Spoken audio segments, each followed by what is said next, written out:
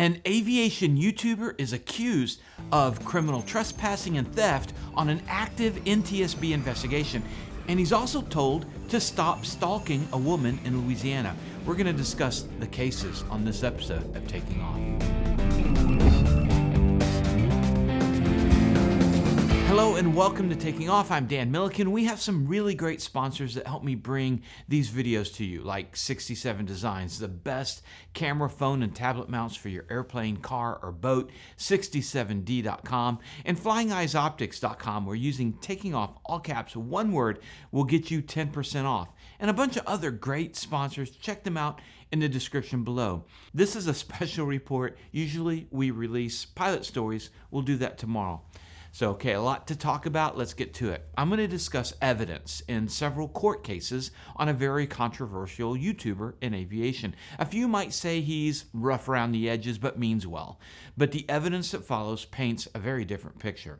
This story is important to our aviation community because of the media spotlight the YouTuber has put on airplane safety and investigations. But what you're about to hear is a YouTuber who criminally trespassed on an active investigation and stole evidence or lied about stealing. You can decide based on the evidence.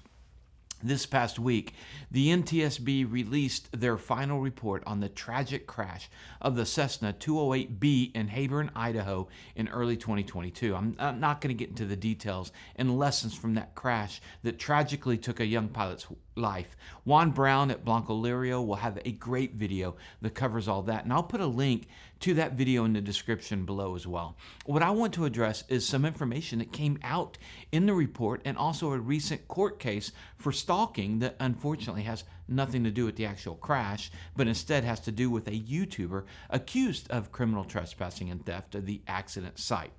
In the NTSB final report, page 20, bear with me, it's kind of long. The agglomerate stack was equipped with an aircraft warning light. However, the light was stolen before it could be examined by the NTSB. The Heyburn Police Department investigated the theft, but was unable to recover the light. According to the police report, an individual was found to have trespassed on the property of Gem State Processing after the accident. This individual later published a YouTube video where he reported to have taken the light from the accident site. When questioned further about the location of the light, the individual recanted and stated that he had essentially made the video for dramatic effect, and while he examined the light at the accident site and had removed it from its conduit, he had not taken it away. The Heyburn Police Department report, along with a copy of the YouTube video, are included in the public docket. Examination of the video appeared to indicate that the light was the same type as initially observed at the accident site and bore similar labels along with signatures of possible damage that matched the accident light.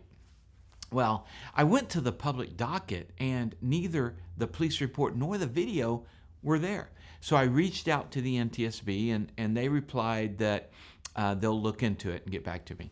I also reached out then to the Heyburn Police Department and they sent me the police report and the video. The police officer recorded the video from his body cam, and I'm sure some of you remember the video. This is Dan Gryder and what the police characterized as criminal trespassing. And here he is at his home in Georgia telling the viewers that this is the actual light from the scene. Now back here in Atlanta, Georgia, I brought the light with me. Boy, are they going to be mad. But one thing I could use some help on, so if you know, please let me know in the comments. I have heard from several people that when this tragic accident happened, Gryder actually produced a quick video that put full blame on the young pilot, but then the video was pulled and suddenly he was defending her in this video. Regardless, I have the police report and I'll post it to the community section on this YouTube channel. And I'll play the video the police gave me in its entirety at the end of this video. Key points from the police report. The theft of the light was reported to the police by the plant. Then the employee showed the officer the video on YouTube entitled, "I Hope You Danced, The True Story of Why She Pushed," published on May 14th, 2022. The report identifies Dan Gryder commenting, "Boy, are they going to be mad," in reference to taking the light. In Gryder's video, as you heard, he says, "Now back here in Atlanta, Georgia, I brought the light back with me." The police asked the value of the light, which was determined to be about $94. The plant wanted to pursue for trespassing and theft. The police report cites 2 codes that Gryder violated for criminal trespassing and theft. The final report ends with the officer trying to contact Gryder, but unsuccessful. The supplement 1 to the report is about the officer's contact with Gryder. Dan testified to the officer he did not bring the light back with him, but left it there. Dan stated he flew on an airline and they wouldn't allow the transport of the light, which brings up the issue of using his Delta status as a retired pilot to travel to commit crimes. More on that later. But Dan told the police the light never left the property. But he told you in his video that he brought the light back with him to Atlanta. So did he lie to the police, or did he lie to you, his audience? I've interviewed some people who have told me that Gryder has quite a collection of items he's taken from crash sites, but I can't confirm that. But if he lied to the police and took the light, then impeded the NTSB's investigation, enough so they put it in the final report. And by taking evidence from the scene before the NTSB investigated, it impacts a grieving family wanting to know the truth. And if he lied to his audience, pretending another light was the actual light, then he can't be trusted as an investigative journalist. It begs the question, what else does he lie about? And Gryder has prided himself on demanding accountability from the government agencies, from the pilot associations, from fellow pilots. And I hope that his viewers will likewise hold him accountable for admitting to the police he lied to you in his video. And not holding Gryder accountable was the DA for Heyburn, who declined to prosecute, checking the box for statute of limitations. Finally, I want to emphasize to any wannabe crash investigators out there, please don't interfere with an investigation. It hurts the people left behind and can get you in trouble. I mean, Trevor Jacob is in prison right now for destroying evidence in a crash investigation. All right, now on to another court case that some of you have asked me to cover, and it certainly relates here. On the restraining order case of Kelly Angel versus Dan Gryder. By the way, I found 3 restraining orders on Gryder, possibly a 4th, and I've never met with someone with more than 1 before Gryder. I'll post the court documents of this case in the community section as well. But here's what happened according to the evidence. On December 9th, 2022, Kelly Angel in Louisiana filed a petition for protection from abuse on her allegations Gryder harassed her and appeared uninvited at places she was present. The hearing was held on March 2nd, 2023, and both Angel and Gryder showed up and testified without attorneys, pro se. And at the conclusion of the hearing, the court found for Angel, and the protective order was signed on the same day. Gryder lodged an appeal, and the court documents I'm providing is the finding of the Court of Appeals. Evidence was presented in which Gryder told Angel how he fantasized about how he would die, and that he wouldn't want his son to know it was suicide, and that he'd make it look like an accident in an airplane. And she found his comment bizarre, and she was training with him, so immediately made excuses to return to Louisiana, even though they were scheduled for flight training the next day. The following week, Angel's mother, sister, and daughter, and a friend all received text messages from Gryder, who, according to testimony, had never met any of them. Gryder told her that her friends were now his friends and to expect to see a lot more of him. Angel testified that she is uncomfortable that Gryder has methodically befriended her acquaintances, business partners, and friends. And Gryder claimed to have entered a business relationship with Angel's hangar partner, but did not produce any evidence. He also claimed Angel had texted him certain messages, but couldn't or wouldn't present that to the court. He presented no evidence other than his testimony at the hearing. Also, Gryder showed up at events that Angel was attending, and we don't know if he used his Delta privileges for stalking, but Delta will have those records. The court continues that on key points, Gryder's testimony differed substantially, but Gryder stated in the hearing that he had no reason to be in Louisiana, that the business with the hangar partner could be done electronically. But immediately upon conclusion of the hearing and the granting of the protective order, Gryder protested that the order banned him from the airport where he was employed, but he offered no evidence of employment.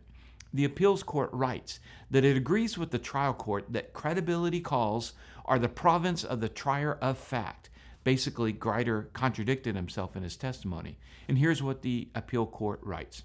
Gryder's comments to the trial court that he had no reason to be in Louisiana followed by his protestations that he was effectively banned from the New Roads Airport because he was employed there, overwhelmingly support the trial court's decision to discount Gryder's testimony.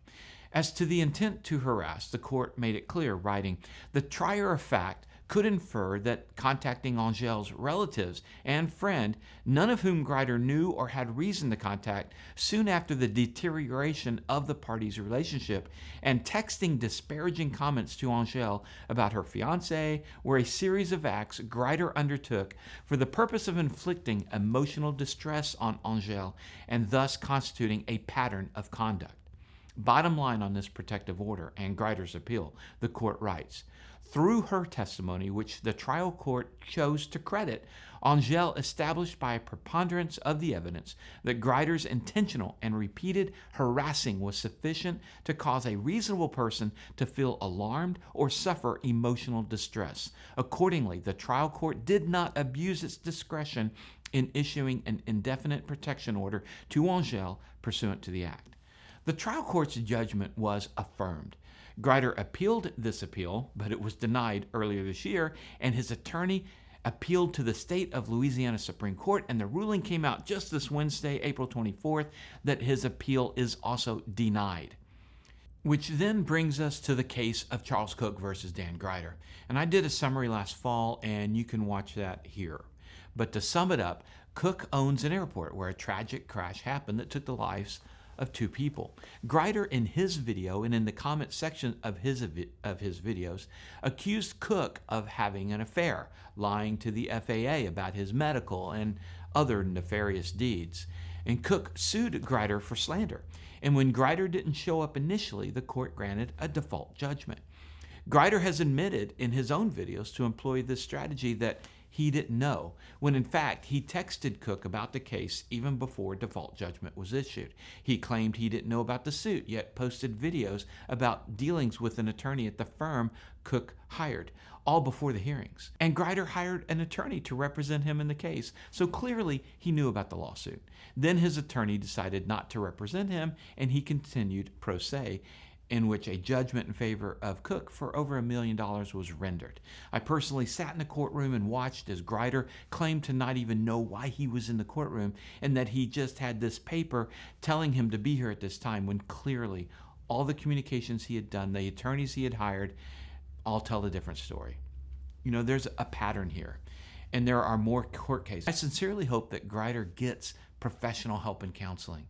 And that's it. I'll leave you with the complete video the police department provided. You be the judge. Take care.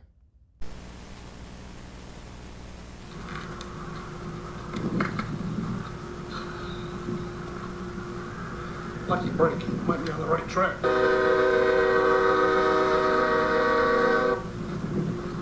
I'm trying to figure out how tall that tower was that she hit. I think they just put the tower up. Didn't tell anybody. Then they claimed it was 80 feet. I think it was a lot more than 80 feet.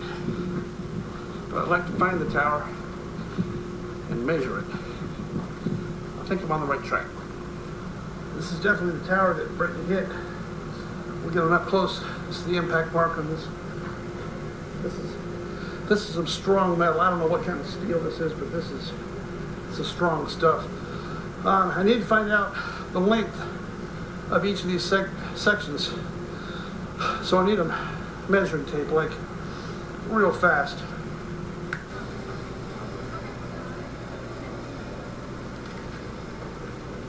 At a hardware store, Heyburn, Idaho, I found a tape measure. I think this is going to work.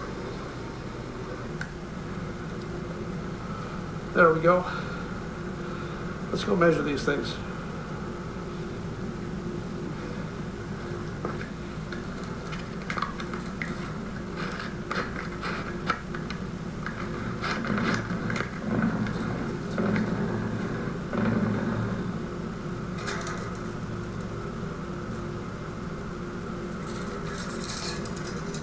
This is the section that Brittany hit right here.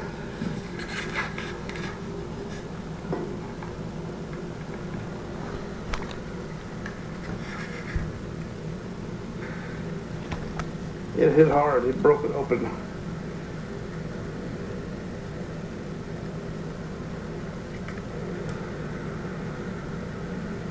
Here's the interesting thing.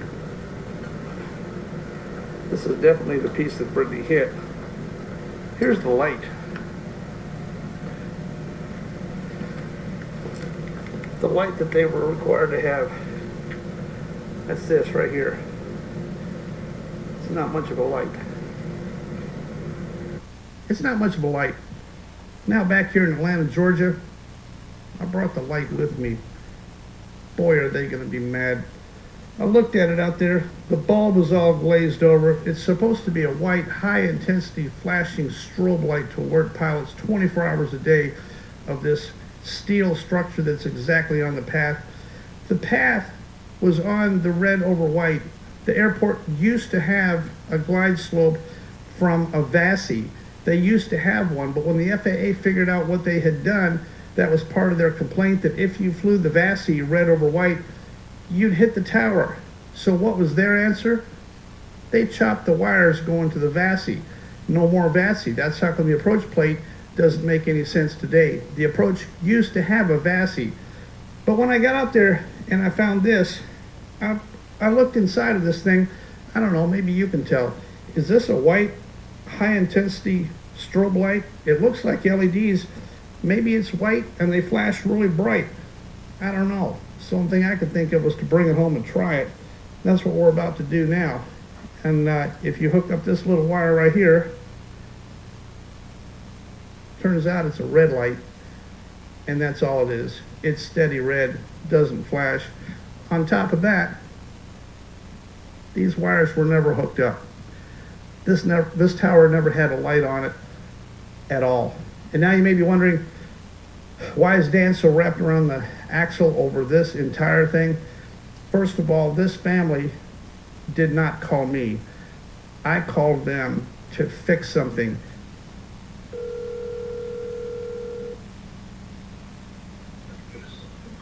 Hello?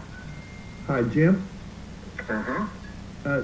Jim, my name is Dan Gryder, and your office just gave me your cell number, and I apologize for calling, but I have some information that I'd like for you to have. This appears to be a pilot who busted minimums, who cheated, who went low in approach and hit a tower. That is not the case.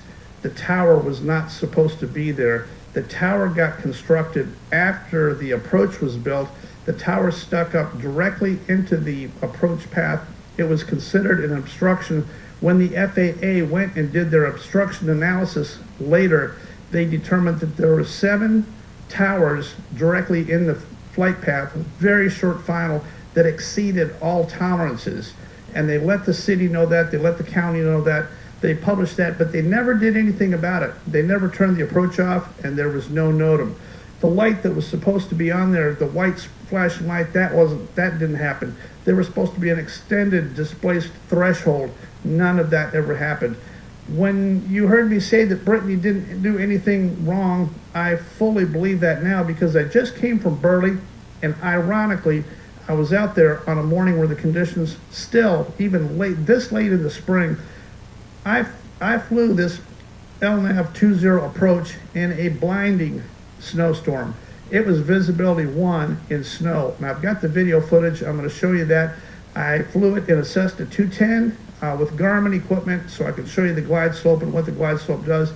This is a fascinating study. This is not me trying to write the name of a family's daughter. This is me trying to show you that our FAA, we have to trust the integrity of the FAA and the procedures that they produce for us pilots, because we fly around in the clouds where we can't see anything. We have to be able to trust FAA's work and publications to know that there are no obstacles sticking up in the path that we're going to run into. This is not the case at Burley, Idaho. There was an obstacle. Nobody knew about it. The FAA didn't do anything about it. Brittany did not know about it, and her airplane hit exactly. She was exactly on her path and struck this tower. This is a tough one. This is going to be a long video. I've put 3.5 weeks worth of work into this. I had to extend releasing this video because I decided to go out to Burley and shoot this footage myself. So let's get into this.